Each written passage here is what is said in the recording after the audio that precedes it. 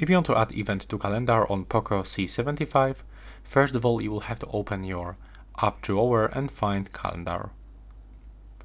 Right now, just scroll that you got it, accept all of these permissions, click on the right bottom corner on the plus and select event.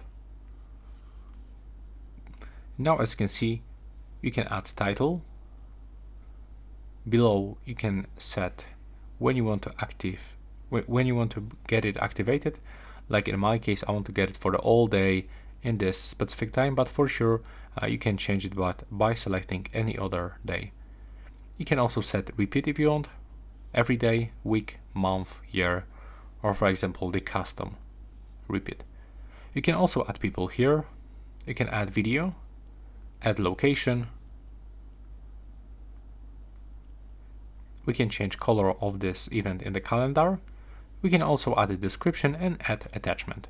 When you set up everything, click save in the right upper corner, and that's how your events looks like on this device. If you want to delete them, duplicate or copy, you can for sure do this by using these icons.